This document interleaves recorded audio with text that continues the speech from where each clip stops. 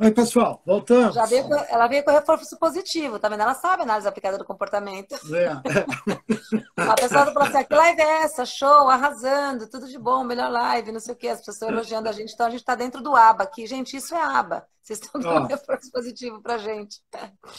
agradecemos, agradecemos. Agradecemos, muito obrigada. É. Bom, então vamos lá, a Muita gente vai gente voltar legal, né? Muitos amigos muito. aí, né?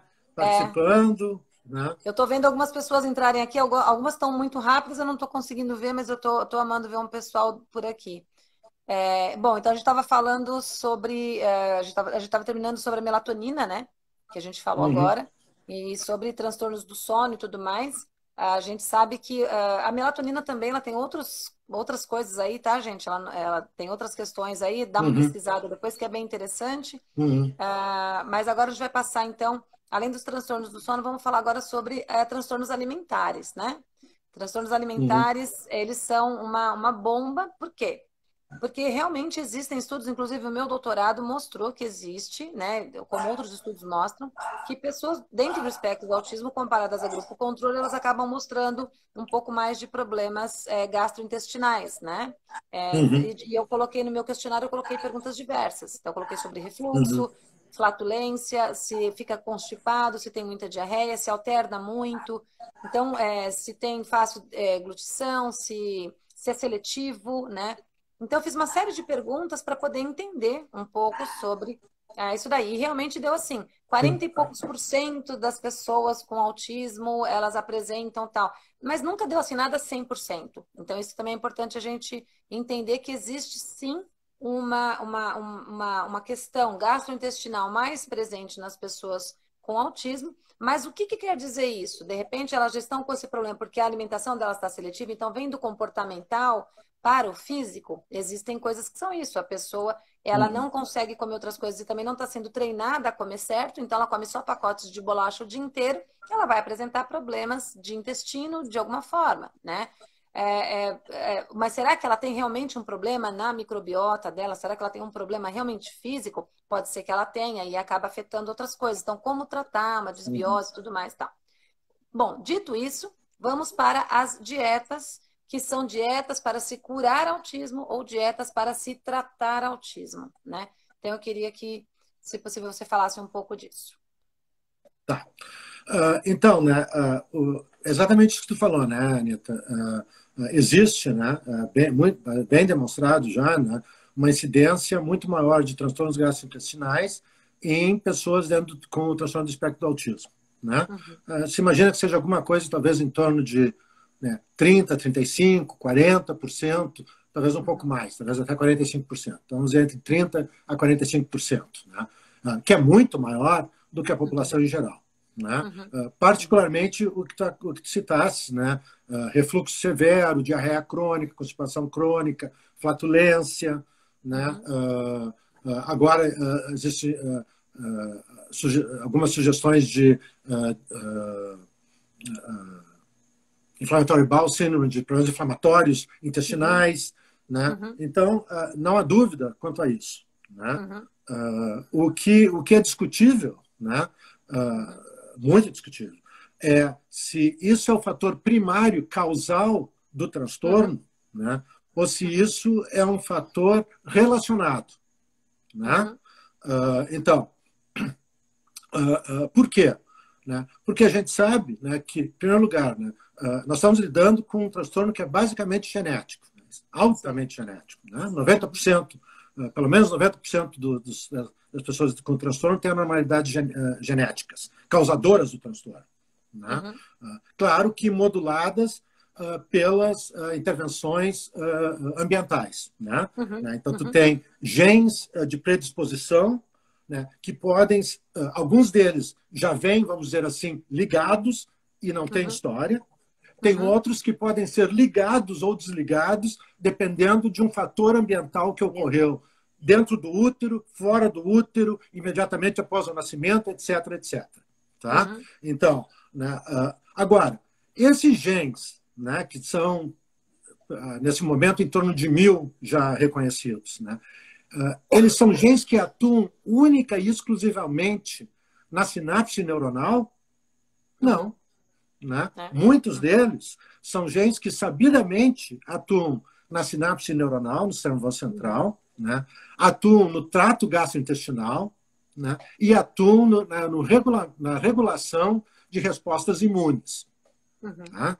Então, o que nós estamos falando, né, não é que o problema gastrointestinal cause o autismo, nós estamos falando de situações de predisposição gênica, de certos genes com uma programação que está se manifestando não somente no sistema nervoso central, mas em outros sistemas do nosso organismo. E por isso que nós vemos essas combinações.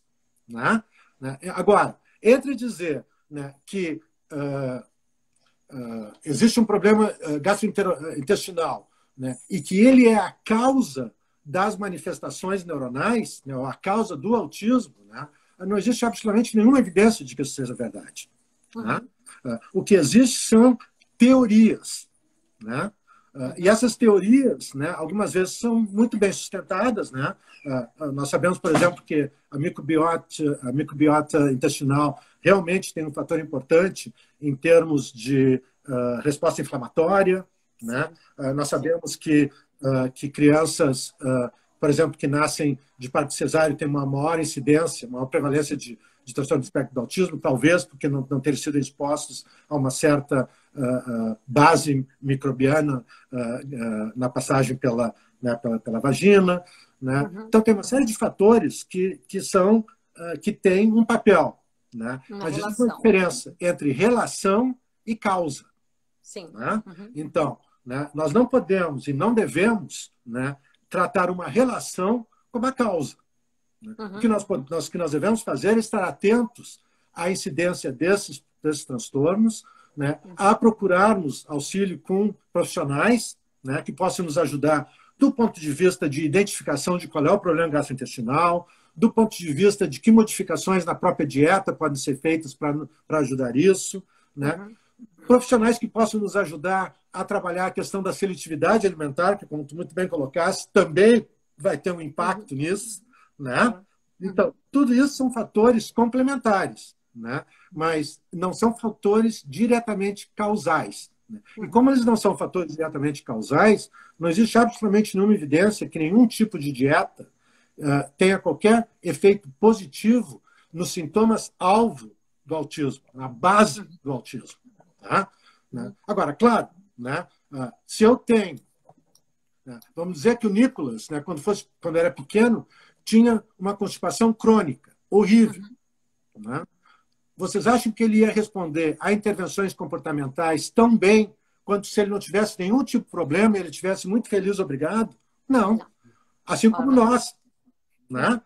Se eu tenho uma enxaqueca muito severa e eu mal consigo abrir meus olhos, é óbvio que eu não vou conseguir atender uma família, um paciente, tão bem quanto eu atenderia em outra situação. Tá bom, se eu trato a minha enxaqueca, eu vou funcionar melhor. Mas isso não é porque a causa de tudo é a enxaqueca. É o fato que a enxaqueca me fez me sentir mal. E se eu me sinto bem, eu vou trabalhar com outro nível de efetividade. Então, é a mesma coisa que nós devemos pensar em relação às dietas. Né? Tem um outro fator de dieta que eu acho também importante, principalmente, né, em crianças, adolescentes, adultos jovens de alto funcionamento, né, que querendo ou não, gostando ou não, né, comer é um ato social. Sim. Né? Aliás, eu diria que é um ato altamente social. Né? E tu seres o único que come diferente, né, na tua sala de aula, né, Joãozinho está de aniversário, ele trouxe um bolo para a escola, né, e brigadeiros. Todos os colegas do Joãozinho comeram bolo e brigadeiros. Né? O Pedrinho trouxe de casa uma dieta especial para ele. Né? Isso imediatamente vai transformar ele numa pessoa diferente. Né? Quando o que nós queremos, na realidade, é sermos o mais parecidos e o mais iguais possíveis às pessoas da nossa idade. Porque isso é que nos facilita, né, essa interação. Né? Então, aquela coisa, né, que eu me lembro quando eu era mais jovem, né, e o meu cunhado, um dos grandes pediatras do Brasil, dizia, né, para as mães, né, vitamina S nunca fez mal. né? Ou seja, se todo mundo está comendo porcaria na sala de aula, seria bom que o seu filho comesse porcaria na sala de aula. Fora da sala de aula, você pode escolher o que ele come, mas ser por escolha, por definição, o diferente, né? Num transtorno que por base de alteração é a diferença social, nós não só não estamos ajudando, como nós estamos potencialmente complicando a situação, principalmente das pessoas de alto funcionamento. Né? Excelente então, colocação, excelente. Né? Porque justamente assim, o que eu sempre peço para as mães é o seguinte, olha, como eu disse antes, a alimentação a gente tem que estar bem alimentado, né? Então, quando a gente vai ao mercado, tudo que você precisa pegar uma lasanha e ler o rótulo já está errado, certo? É você. Eu mesmo, por exemplo, eu sou mais exagerada ainda. Eu sou aquela que eu gosto de pegar o ovo, a farinha e fazer a massa. Eu adoro fazer massas. Pão eu gosto de fazer, eu adoro fazer. Mas, por exemplo, se eu não consigo fazer a massa da lasanha, porque eu estou com a bursite atacada, com a enxaqueca atacada, então eu compro a massa pronta, o tomate, eu evito comprar o molho, tomate, faço o molho e faço a lasanha. Nada de comprar hambúrguer, pega carne moída, tempera, faz assim, vira um hambúrguer. Nada de comprar hambúrguer de caixinha, nada de comprar nuggets, nada de... Então, todas essas coisas, se você evita para a alimentação de qualquer ser humano na face da Terra, é melhor. O neurodesenvolvimento ele é afetado pelo que a gente come ou pelo que a gente deixa de comer, pelas vitaminas que nós temos ou que nós deixamos de ter, né? Então, a alimentação do nosso filho tem que estar boa, tem que estar saudável. Agora, entrar numa pira de que se você tem que fazer essa dieta aqui, tocar esses suplementos aqui nele, porque vai curar o teu filho, eu acho que é 101% de roubada. Porque são, por exemplo, síndrome de São Filipe, que é uma coisa mais metabólica, é outra história. Não é esse autismo. São de coisas totalmente diferentes. É outra história, né? Então, a gente vê síndromes metabólicas que precisam ser tratadas de algumas formas, o que não tem nada a ver com autismo em geral, né? Exatamente. Né? Exatamente. O Nicolas, ele foi muito seletivo, demais da conta, e aquilo que você falou é perfeito. Se ele tivesse ficado, o Nicolas ele sempre teve o intestino bem regulado, pouquíssimas vezes ele teve alguma coisa. Inclusive, uma vez ele teve uma diarreia, acho que ele tinha uns 13, 14 anos, ele já estava começando a se comunicar um pouco, e aí ele teve uma diarreia durante a madrugada. Aí eu falei, bom, então não vai para a escola, que era cedo a aula, né? Não vai para a escola. Aí ele ficou em casa, eu cuidei dele, aí fiz uma sopa, ele adorou. Ele resolveu escrever assim no Facebook dele. Hoje eu passei mal, não fui para a escola. Mas não se preocupem, vou ficar bem. Aí ele estava fazendo terapia com uma arte terapeuta, ela foi e mandou uma mensagem, né? Nicolas, o que você tem? Ele falou assim, está tudo bem, vai ficar tudo bem. Eu falei, não, filho, você precisa contar. Ele não queria contar para ninguém que ele tinha tido uma diarreia, pela vergonha da palavra diarreia e do que é diarreia, né? Então eu falei, ó, você não pode contar para as pessoas, mas também você não pode pôr na internet, que as pessoas querem saber o que você tem, vão ficar achando que você... Né?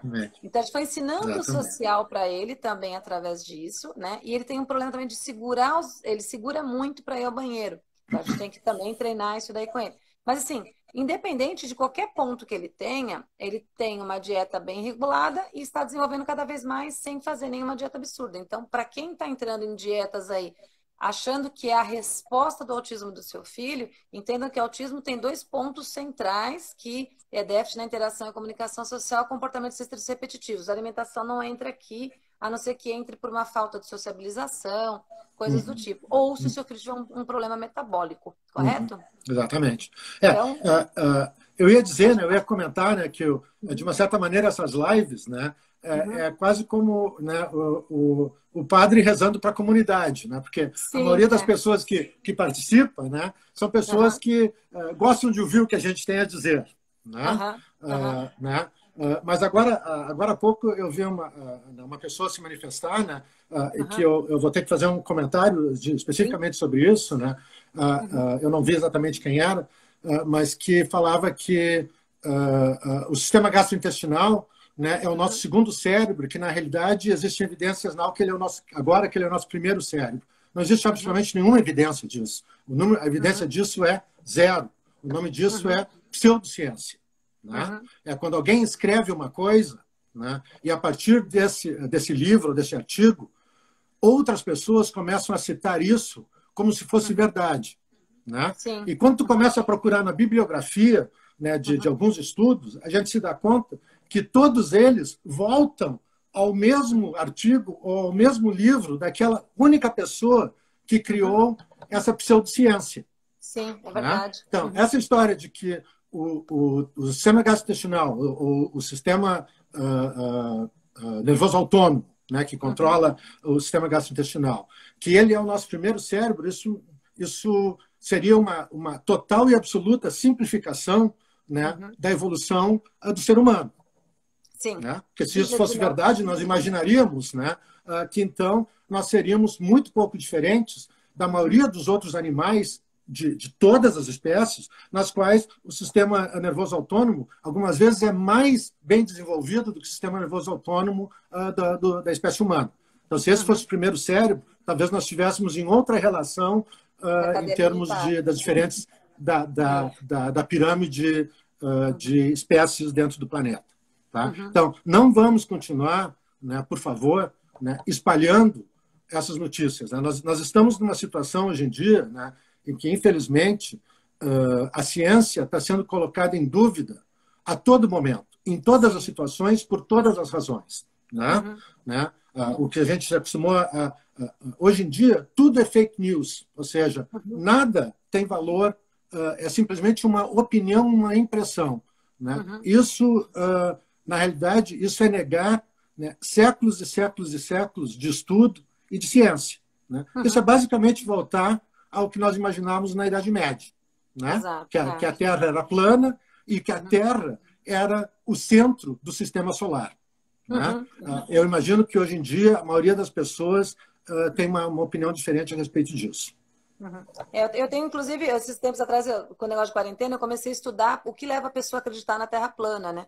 E comecei a ver documentários sobre isso. E para quem já está dentro da ciência, chega a ser um sofrimento, né? Você vê a falta de argumentação das pessoas. É complicado. E eu trouxe o Nicolas para assistir comigo, porque a gente está tendo que fazer de tudo. E ele ri, o Nicolas. O Nicolas tem deficiência intelectual, ele tem déficit de atenção e hiperatividade, ele tem autismo. O Nicolas é um guri muito chato. Ele fala, mano, não tem sentido a Terra plana com o negócio girando.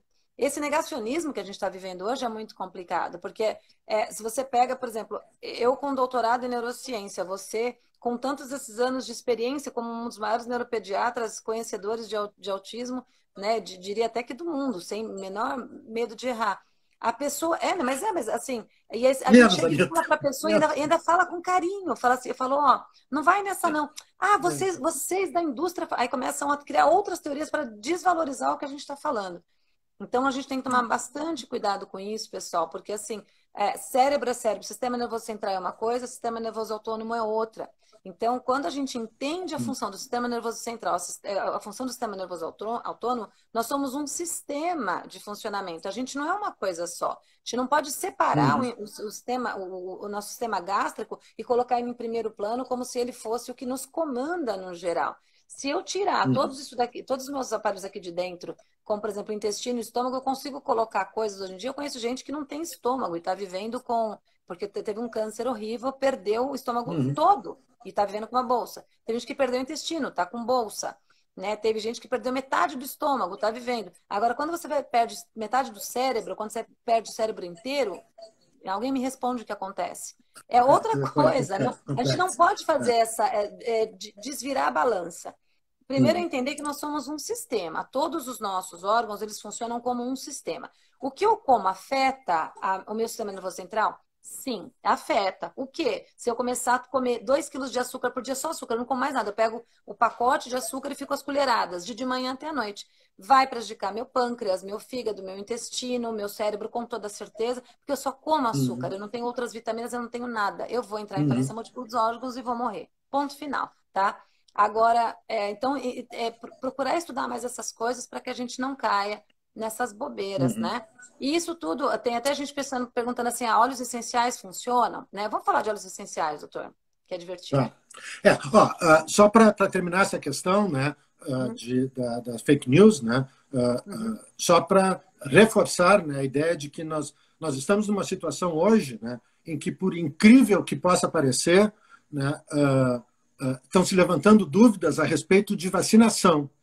Né? Quando o mundo todo está desesperado à procura de uma vacina, né, para o Covid-19, né, ainda tem gente que diz que, mesmo que se descubra essa vacina, se negarão a tomá-la. Né? Então, pelo amor de Deus, pessoal, né? Vamos, né? Todos nós temos direito aos nossos pensamentos, às nossas ideias, né? Mas existem certas situações, né, de uma emergência de nível global que nós precisamos tentar transmitir informações positivas no sentido do que possa ser realmente útil, né? Então, por alguma razão, todos nós estamos procurando uma vacina. Sim. Né? Tá? E as pessoas, só para elas poderem falar, o cara escreveu assim que saiu o Covid-19, lá na USP a gente já estava sabendo, já estava se reunindo o grupo, né? Já estava vendo algumas coisas, então, e era meio que eminente vir uma pandemia, a gente já, né? Algumas pessoas estavam meio reticentes, eu não sou nada pessimista, sou muito realista, eu falei para o Alexander, vai vir uma pandemia, para mim já viria. Não, claro que eu não coloquei isso na internet.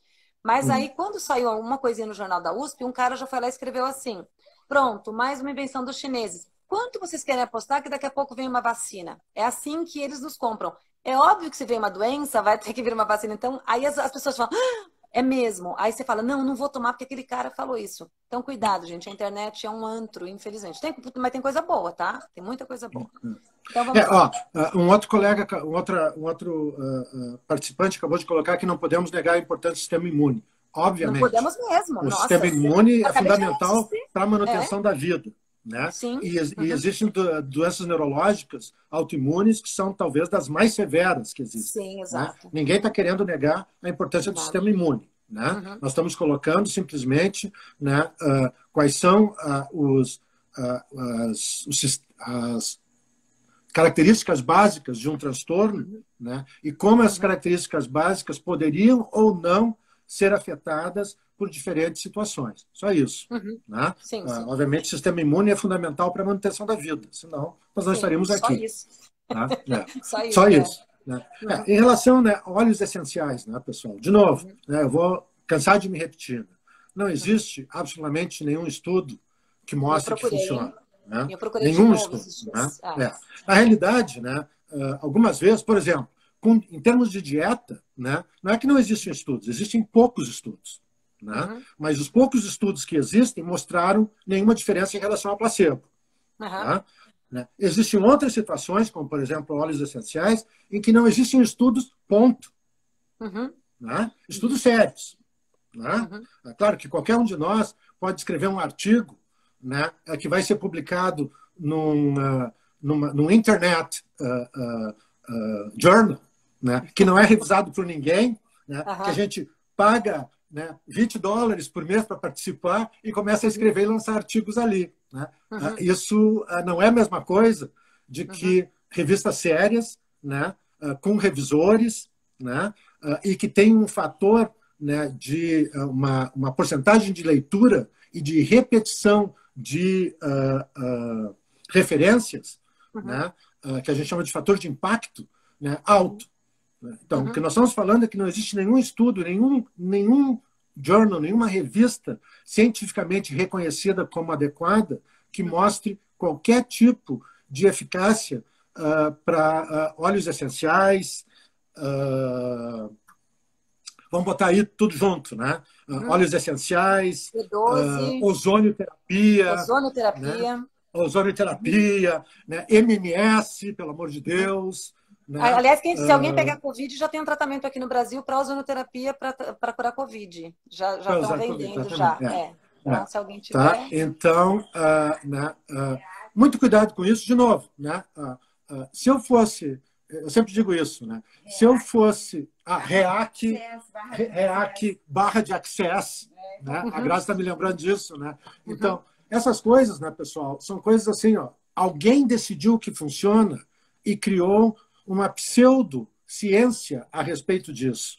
Funciona porque é assim, assim, assim, assim. Se um número suficiente de pessoas repetir isso na web, as pessoas vão começar a acreditar que deve ser verdade. Né? E se nós tivermos uma pessoa ou duas pessoas que vão para a internet, para um site, e dizem, meu filho começou a fazer isso, e na outra semana ele começou a falar, isso eu diria que é equivalente a um milagre. Né? Então, eu sou muito respeitador, né, de todas as religiões, né? Mas eu acho que não é nossa função de colocarmos todos os nossos esforços e recursos, né, em um milagre. Né? Nós temos que utilizar os nossos recursos de uma maneira que realmente possa ter um efeito mais poderoso em todas as pessoas. Tá? Então, desculpe. Não. Não, imagina. Eu acho que é isso. Eu escrevi esses dias até um negócio sobre religião e ciência. Eu vou te mandar até depois, porque a religião ela não me deixou cega para ver que a ciência funciona, né? E a ciência não me deixou arrogante para não ver Deus em tudo que eu faço hoje. Então, a gente tem que saber separar ciência de religião, que, na verdade, elas estão juntas em alguns aspectos. Eu não acho... Eu sou muito, muito crente em Deus, eu sou cristã, tudo, mas eu não acho que as coisas elas acontecem por um milagre. Existe o milagre de Deus ter me dado a vida e a inteligência, ou sei lá o quê, de correr atrás das coisas. Mas eu ficar assim, olha, como eu sou crente, eu vou ficar aqui, meu filho vai ser curado, né? Inclusive, o Nicolas, quando ele tinha 4 anos, ele estava sem falar, ele teve um problema seríssimo de púrpura de Knox-Schoenlein, parou de falar completamente, estava no estado péssimo. Um irmão da nossa igreja orou por ele e disse o seguinte, falou, posso orar por ele? Esse irmão é semi-analfabeto, você precisa ver. Ele orou pelo Nicolas e disse assim, e o Nicolas estava correndo risco de morte naquela época, ele tinha chance por causa das plaquetas, bom, você entende, né, um pouco. E aí esse irmão orou pelo Nicolas e disse o seguinte, Deus manda dizer que é vida, não é morte. Faça tudo aqui na terra que completarei a obra do céu. O seu filho nasceu com um cajado na mão e ainda arrastará multidões. Deste dia em diante, o Nicolas tinha 4 anos. Vocês acham que eu só deitei na cama e fiquei com a Bíblia agarradinha? Ou eu continuei a estudar com a força e com a vida que Deus me deu? Então, a gente tem que tomar cuidado para poder separar essas coisas, que os milagres que acontecem, a gente tem que ir, né, para que Deus leve a gente, e os médicos estão para ir para isso. Outra coisa importante que eu quero dizer, o Gadia, que é o seguinte, tudo que o Gadia fala aqui, pessoal, eu não sou assim aquela fã que fala, ai, gente, o Gadia, ele falou, eu tô acreditando em tudo isso, né? O legal é que, assim, o que eu amo é que eu fui atrás, então eu sei que ele está dizendo a verdade. Isso que é bacana. E quando ele diz alguma coisa numa palestra, alguma coisa, eu falo, poxa, isso aqui eu não sabia, como uma vez você falou, acho que é do Charge, aquele estudo da Califórnia. Fui atrás, aquilo lá eu não conhecia. Eu escutei o Gadia falar, opa, já estou eu indo atrás do negócio. E é assim que saiu, já estou eu devorando aquele estudo feito uma louca. Quando as pessoas falam as coisas pra gente, é legal que a gente saiba como procurar. Então, Exatamente. se o Gadia hoje escrever um artigo, por exemplo, de autismo, não adianta ele escrever um artigo e colocar na internet, assim, num blog, né? Ele vai mandar para uma revista científica, essa revista científica vai chamar outras 4, 5, 10 pessoas, dependendo de como for. Então, por exemplo, chama o Alisson Motter, chama a Patrícia Beltrão, e só que o Gadia não sabe quem que eles estão chamando, mas eles vão chamar só pessoas que eles sabem que são estudadas no autismo. Essas pessoas vão ler sem saber que se trabalha do Gadia. A gente vai ler o trabalho e vai dizer o que tem ali, o que não tem, que seja bom, e vai devolver para a revista. Eu não vou saber que o Alisson não recebeu, nem a Patrícia, a gente não sabe o que está acontecendo. E a gente devolve para a revista vai lá, vê tudo certinho, faz as considerações e manda para o Gadia. Olha, o seu artigo está negado, ou o seu artigo precisa ser revisado em determinados pontos, ou parabéns, o seu artigo foi aprovado para publicação. Publicar um artigo não pode ser na base da bagunça também, tá? Vamos falar um pouquinho, então. Tem uma coisa importante que alguém falou aqui sobre óleos essenciais de novo, e uma pessoa me mandou uma mensagem uma vez, ela falou assim, Anitta, vê se essa receita está certa, né? E essa receita era uma receita de floral de Bach. Esse floral de Bach, ele tinha, eu não lembro qual que era a medida, mas era 6, tudo era 6, não era 6 miligramas, mas era uma medida lá, 6 não sei o que lá, de lóbulo frontal. 6 não sei o que lá de lóbulo parietal, 6 não sei o que lá de cerebelo. E disse que isso daí veio da França, né? E que era um floral de Bach de células-tronco do sistema nervoso. Eu não aguento, desculpa.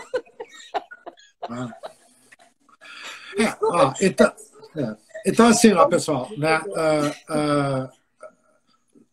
Como a Anitta falou, né?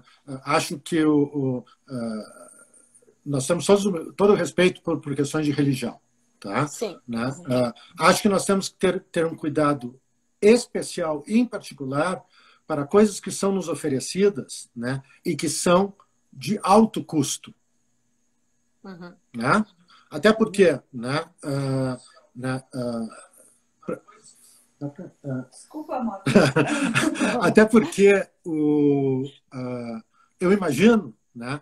Que os milagres que ocorrem, e que ocorreram na história do mundo, né?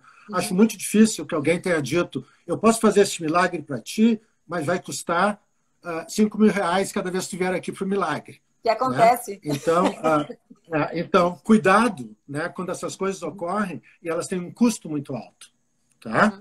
Né? Então, como eu sempre digo, né, se eu fosse deixar de atender todas as crianças ou todas as famílias que eu atendo que fazem algum tipo de intervenção alternativa com a qual eu não acredito, eu provavelmente perderia 30% dos meus pacientes. Né? Eu entendo que todos nós temos necessidade de fazer alguma coisa. Né? Eu só peço que essa coisa não desloque recursos essenciais para aquilo que funciona, que não nos faça perder, do ponto de vista financeiro, a nossa habilidade de proporcionar as intervenções que realmente são cientificamente comprovadas e que não coloque os nossos filhos em nenhum tipo de risco. Tá? Se nós conseguirmos já fazer isso, se alguém resolver usar a vitamina tal, ou ômega 3, ou seja lá o que for, né, eu consigo entender isso. Tá? Eu só peço que a gente não separe recursos de coisas que vão funcionar. Né? Eu tenho um exemplo, eu vou me alongar, né? Peço desculpa, mas eu tenho um exemplo que é um exemplo extremo. Né? Há muitos anos atrás eu atendi uma família de Porto Rico, muito pobre, né? Que veio de Porto Rico. Eles venderam a casa que eles tinham em Porto Rico, que era a única propriedade que eles tinham na vida, né? Para virem para Fort Lauderdale para fazer tratamento do seu filho autista com oxigênio hiperbárico. Que necessitava 100 sessões para mostrar efetividade, cada sessão custando $300. Né? Isso são $30.000. Eles venderam a casa deles para fazer isso. Né? Eles ficaram sem casa, né? Num país estranho, com uma criança autista, né? Que não recebeu nenhuma intervenção porque ela estava sendo tratada por essas 100 sessões que iam curá-la. Né? Então, muito cuidado, pessoal, com esse tipo de coisa. Tá? Só isso que eu tenho para dizer. Tá? A gente viu aqui no Brasil também, gente que veio do Amazonas para São Paulo, para o Rio de Janeiro, porque viu na televisão uma pessoa que fez não sei o que e já queria, né? Viu na internet, então é bem complicado. De novo, entendendo que autismo é complexo, ele é único em cada ser humano, que vai depender da genética e do ambiente que essa pessoa vive e nasceu, tem tanto intrauterino quanto extrauterino, tudo conta. A genética dessa pessoa conta bastante, a epigenética é muito envolvida aí. Então, não é uma bobeira, não é uma coisa simplista, que eu pego um floralzinho de Bach, dou para a criança. E eu queria que você falasse do floral de Bach de células-tronco, assim, se é possível existir. Só fala para mim, é possível existir, doutor Gadia? Não, tem certas coisas que realmente, né, pessoal, elas desafiam a nossa capacidade de entendimento. Né? Elas são tão absurdas que elas chegam a ser, de uma certa maneira, ofensivas. Né? E, na realidade, eu diria que elas são ofensivas para as famílias que recebem esse tipo de informação, né? Porque isso parte de uma percepção de que as pessoas não têm capacidade. Exato. Né? Então, isso é uma situação que, por muitas e muitas décadas, se ofereceu e aconteceu dentro do transtorno, né? Que é aquela ideia de que eu não preciso explicar nada para o pai, para a mãe, para a família, porque eles não têm capacidade de entender isso. Porque eu estou falando de uma coisa tão complexa que eu estudei tantos anos para entender. Quem é tu para poder entender o que eu estou querendo dizer para ti? Né? Então, dentro desse pensamento, cabe qualquer tipo de absurdo. Né? Porque se tu não é capaz de ter uma mínima intenção de perguntar, duvidar e ir buscar respostas, eu posso dizer para ti qualquer barbaridade e tu vais aceitar. Sim. Né? E a gente corre infelizmente, esse risco, né? A gente corre esse risco, exatamente. porque se eu falar uma barbaridade aqui, ou se você falar uma barbaridade, tem gente aqui que vai comprar na hora, porque é muito fã do Dr. Gadia. Porque foi a Anitta Brito que falou. As pessoas elas são validadas pelo que a gente falou, e a gente pode falar um absurdo. Gente, começa a dar salsicha amanhã à tarde, a gente que cura autismo. E as pessoas podem acreditar. Né? Outra coisa importante. Pode falar. Por isso que eu digo, né? Não acreditem no que a gente está falando. Vai procurar. Tá? Não acreditem no que a gente está falando. Ouçam e vão procurar. Muito importante. Né? Eu sou extremamente feliz né? Em primeiro lugar, né, eu já disse isso muitas vezes, né, quando eu faço um diagnóstico incorreto de uma criança que eu achei que estava dentro do espectro e que por uma ou outra razão mostrou não estar, né, isso me torna uma pessoa extremamente feliz. Uhum. Né? Sim, Porque uhum. Errar com a intenção de acertar e estimulando essa criança que necessitava esse tipo de estímulo só fez o bem. Uhum. Né? Agora, Uhum. né, deixar de fazer o que deveria ser feito, porque nós estamos acreditando em coisas esotéricas, em coisas mágicas, né? Uhum. Ou pior ainda, se nós estamos fazendo isso com uma intenção secundária de ganho, né? Uhum. Isso é uma coisa muito, muito séria, muito, muito grave, que nós temos que ter enorme cuidado. Então, não acredite em nada do que a Anitta diz, nem do que eu Uhum. digo. Vão Vai procurar, procurar. vão ler, tá? Uhum. E aí, se eu disser alguma coisa errada, na próxima live você diz assim, doutor Gadia, eu procurei em tal lugar, em tal lugar, em tal lugar, e eles disseram isso. O que é que o Mas não senhor pode ser acha? blog, não Então, pode ser blog, cuidado, porque às exatamente. vezes é o blog da Joaninha, a Joaninha vai lá e ela vende óleos essenciais ou qualquer outra coisa. Outra coisa, a gente acredita em células-tronco, tá, gente? A gente sabe que existe, tanto Uhum, eu quanto o Gadia. Lá no nosso uhum, laboratório da USP, inclusive, a gente faz um trabalho lá da fada do dente que é fantástico, que uhum. a gente está sem dinheiro Fantástico. agora para isso, mas o trabalho é fantástico. A gente tira a polpa do dente, aí limpa, deixa num vidrinho, deixa descansar, faz cor, limpa de novo, aí coloca num petri dish, aí coloca um líquidozinho, aí ele deixa de ser polpa de dente e passa a ser uma célula tronco, ele passa a ser uma célula mãe, ele não tem diferenciação, uma célula não diferenciada, uma iPSC. Aí a gente começa a colocar outro líquidozinho que a gente quer células do sistema nervoso central. Então eu quero que tenha, por exemplo, células da glia, por exemplo, astrócitos e neurônios. E aí eu vou alimentando ali, vou vendo, vou cultivando as minhas células, tiro o que está ruimzinho. Quando eu olho, eu tenho um minicérebro ali dentro, eu vejo como que estão as ligações sinápticas e tudo mais. É isso que é chamado de minicérebro. Então a gente acredita em células-tronco, a gente trabalha com células-tronco, mas a gente não acredita que dá para vender no vidrinho de floral de bar ou que dá para você passar atrás da orelha, que vai curar a criança do autismo, tá? Doutor, a gente precisa falar rapidamente, se você quiser, ainda puder. A hora que você falar, ó, cansei, a gente para, Sim. tá? Porque falta Não, mais tá 20 bem. minutos. É. Tá. A gente precisa falar sobre o canabidiol, que tem bastante gente pedindo, né? Então, Tá. canabidiol, tem estudo aí, né, na porta, como é que tá? Uhum, uhum. Canabidiol, né, ele é uma substância, né, o CBD, né, que, para a qual a gente tem muitas esperanças, né, de Uhum, que vai ter, talvez, um papel significativo no uso das pessoas com transtorno do espectro. Tá? uhum, Nesse momento, não existe absolutamente nenhum estudo bem feito uhum, que mostre qualquer tipo de resposta positiva ao canabidiol em crianças, em pessoas autistas. Tá? uhum, Existem alguns poucos estudos que foram feitos, que foram estudos retrospectivos, né? Ou seja, olhando para trás da história, né? Que do uhum, ponto de vista científico tem um valor muito pequeno, quase nada. Né? uhum, Então, tem um estudo que foi feito por um psiquiatra infantil de Israel, o Dr. Aran, né? uhum, Que com 300 crianças, 150 típicas, 150 do espectro, uhum, utilizando CBD, né? uhum, É um estudo duplo cego, controlado por placebo, que foi terminado, foi completado em julho do ano passado, e nós estamos esperando a publicação desse estudo.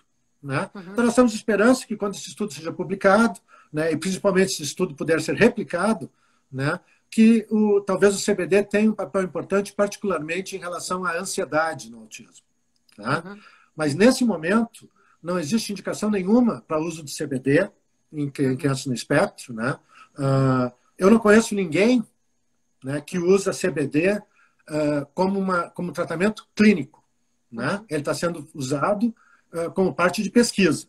uhum, Né? Então, como eu sempre digo, né, o mesmo se aplica às células troncos. Né? uhum, Tem um programa, né, que é o programa da Duke, liderado pela Geraldine Dawson, que é um programa para transplante de células tronco de cordão umbilical, né, para crianças autistas.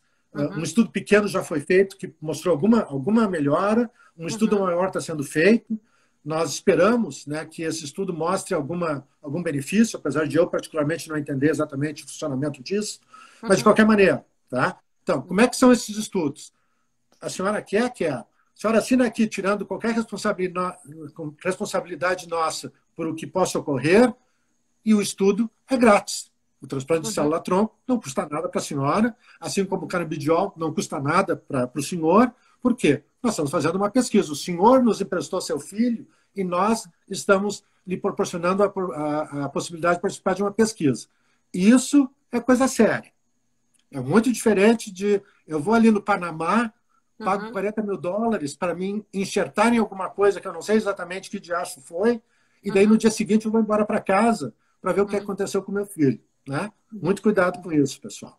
Tá? Isso serve para células-tronco e serve para o canabidiol nesse momento. Esperamos que a gente tenha respostas muito positivas a respeito do canabidiol para autismo, assim como nós tivemos para epilepsia de difícil controle, né? Que certamente é muito útil. Para a epilepsia refratária foi um achado assim de pessoas que estavam sofrendo demais, né? As pessoas sempre me perguntam no canabidiol, eu sigo um site chamado Cannabis and Research. Então, sempre que sai estudos sobre a cannabis no geral, não para autistas, né, mas cannabis em geral, então eu estou sempre acompanhando porque eu quero entender mais. Então, algumas coisas que eu tenho visto são... Porque eu acredito que é muito promissor, eu acho que vai ajudar. O que eu sempre falo para vocês, pessoal, só tenha calma, porque a gente precisa saber como é que vai ser feito. Por quê? Existem centenas de componentes na planta, na cannabis sativa, que ainda não se conhece, né? A cannabis ela foi sempre usada como forma, lá atrás, por curandeiros, índios, depois ela foi sendo usada agora como droga recreativa ilegal, foi começando a ser legalizada em alguns pontinhos do mundo, mas na maior parte do mundo ela ainda é uma droga ilegal, né?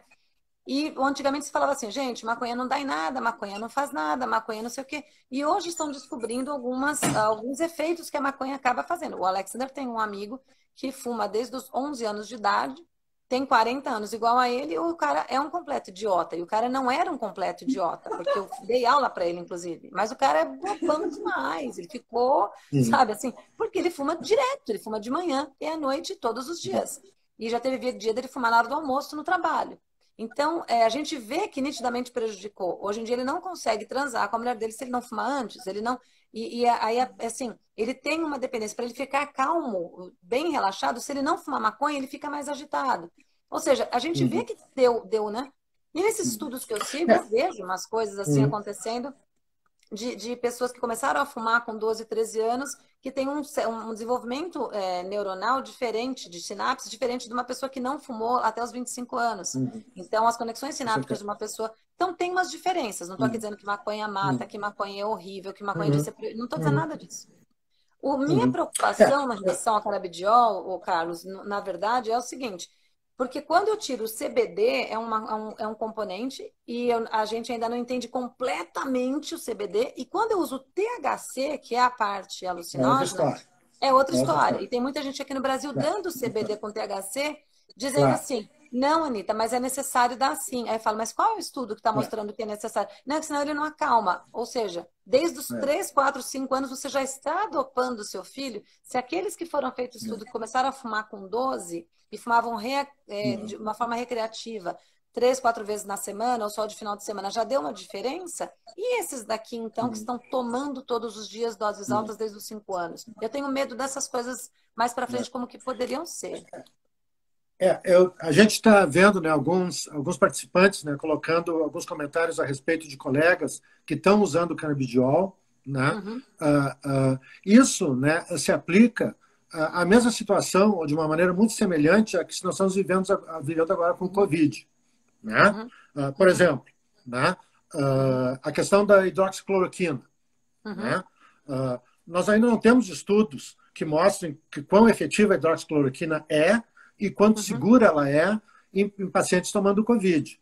Agora, né, isso é uma decisão pessoal do médico em relação ao seu paciente, medindo as consequências e os possíveis riscos, e com isso a gente, desde que tudo isso seja bem explicado, não vejo problema nenhum. Ou seja, o fato que existem alguns colegas que estão usando CBD em crianças autistas, desde que eles tenham usado dentro da perspectiva de que nós não sabemos, isso não é ciência, mas isso é uma tentativa que nós estamos fazendo, eu e você, paciente, família, paciente, médico, família, médico, paciente. Né? Eu não vejo nada de errado quanto a isso. Né? O que nós estamos falando é tratamentos que são vendidos como certezas de resposta, como cientificamente comprovadas, e tratamentos que têm um custo elevado Aliás, quanto mais cientificamente comprovados são, mais caros eles são. Né? Então, e quando na realidade isso é o que a gente chama de achismo. Né? Agora, não tem nada de errado de, em situações de alta periculosidade, que a gente tome atitudes aceitando que existe um risco de nós estarmos certos e estarmos errados. Tá? Isso é diferente de eu dizer, pode tomar que é certo que vai se curar. Essa é uma outra história. Eu adoraria que o canabidiol desse certo, porque eu gostaria eu tomar por causa das minhas enxaquecas, que eu tenho uma enxaqueca bem violenta, que inclusive tem melhorado, acho que com a chegada da menopausa ela está melhorando um pouco, mas ela ainda é um pouco capacitante. E para o Nicolas, que é muito hiperativo, ele faz muita. Ele tem transtorno do movimento estereotipado também, né? Então chegava a causar lesão. Hoje em dia a gente tem cuidado bastante, mas ele tem muitas estereotipias que, às vezes, em alguns casos, acaba atrapalhando a vida dele no geral. Então eu queria muito que desse certo. Mas como o nosso caso não é de extrema. Não está colocando nossa vida em risco. A gente dá uma certa incapacidade em algumas coisas, né? Mas a nossa vida não está em risco. Então eu não experimento em mim nem nele. Mas o cannabis sativa é uma planta realmente natural. Só que a cepa, se eu plantar aqui na minha casa, ela não vai crescer do mesmo jeito que você plantar aí na sua casa na Flórida, porque são climas diferentes. Então, onde será que vai estar mais concentrado? Né? Quando eu tirar essa cepa, como que eu vou medir quanto que tem ali de CBD, de THC e das outras centenas de componentes que tem ali dentro que ainda nem foram estudados? Então, essas são as minhas preocupações e de alguns outros cientistas que eu conheço, do uso indiscriminado e sem dosagem correta e sem um acompanhamento por estudiosos. Porque seria bastante bacana, por exemplo, essas pessoas que estão usando estarem dentro de um laboratório usando e sendo acompanhadas para poder não fazer um estudo de regressão, mas sim um estudo de prospecção, né? E pegar uma coorte, né? Pegar um cego, pegar tudo e saber exatamente. Então, fazer né? Eu acho que deveria ter um duplo cego, um coorte interessante para você acompanhar, né? E dizer assim, olha, em 6 meses nós vimos melhoras maravilhosas, não deu problema, não, olha, canabidiol nessa dose, dessa forma, elaborada assim, está liberada. Porque uma coisa é você tratar seu filho com canabidiol, outra coisa é você fumar um baseado na esquina. São coisas completamente diferentes, né? Não é a mesma coisa. Então, tem gente que está falando assim, ó, aqui em casa o CBD é vida. Legal, se está dando certo o negócio, seria legal que tivesse alguém acompanhando para que a gente tivesse mais certezas do que isso daí pode estar afetando ou não mais para frente. Porque pode ser que não dê nada e vai só melhorar. E essa é a minha torcida, tá, gente? Acho que é do Carlos também. Que dê tudo certo. Porque quanto mais coisas para a gente natural, legal. Inclusive, o dia que der certo, eu vou tomar, Nicolas vai tomar com certeza. Mas, enquanto a nossa vida não está em risco, eu não vejo por que a gente se colocar numa coisa de experimentar, né? De novo, a gente já está terminando, Gadia. Agora a gente não Próxima vez vamos falar do que funciona. Exatamente. A semana que vem a gente vai falar de tudo que é evidência científica e do que funciona, né? Aí vai dar uma live de 2 minutos. Então, o Alexandre tinha uma pergunta aqui, Alexandre, qual que era? Que alguém mandou o que foi? Estão pedindo muito para falar sobre o ABA. O ABA. O ABA é terapia consolidada e com diversos estudos que comprovam sua eficácia. Pediria para o Dr. Gadia abordasse outras terapias que pudessem complementar, auxiliar o tratamento do TEA. Quer falar, Gadia? Eu fiz uma aula sobre isso. Posso falar, mas isso é uma aula, né? Isso é uma aula. Então, cada criança, né, é diferente. Então, não existe uma receita de tratamento. Né? Terapias comportamentais do tipo ABA, né, são as terapias mais cientificamente comprovadas como eficazes. Agora, elas não são a resposta para tudo, né? Nem todas as crianças necessitam da mesma intensidade de terapias. Né? Então, o papel da terapia fonoaudiológica é muito importante, principalmente naquelas crianças que começam a desenvolver a comunicação verbal.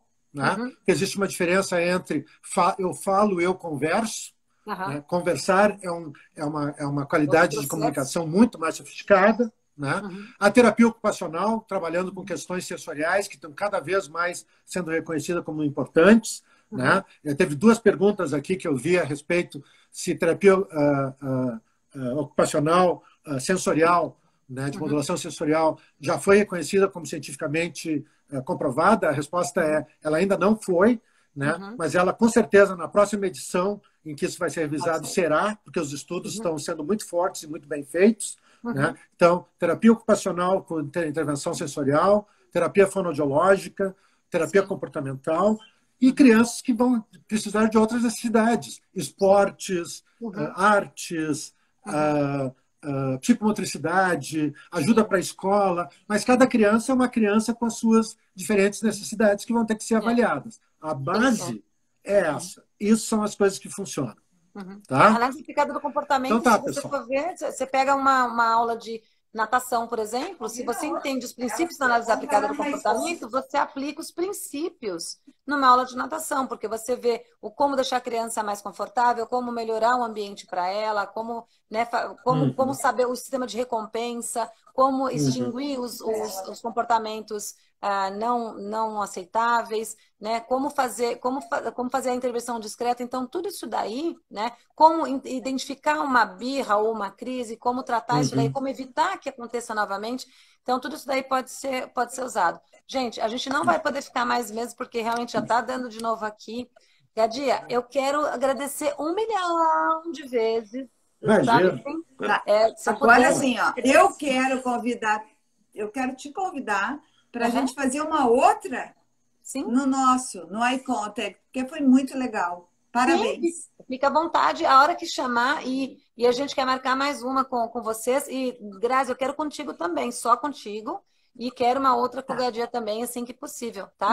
Amo vocês. Então, pessoal, obrigado por tudo, tá? Obrigado pelo carinho. Gente, o nosso celular tá marcado aqui, ó. Tem um grupo de Instagram, de WhatsApp lá, né? Quem quiser entrar lá, o Alexander manda umas dicas para vocês também, tá bom? Eu amo vocês.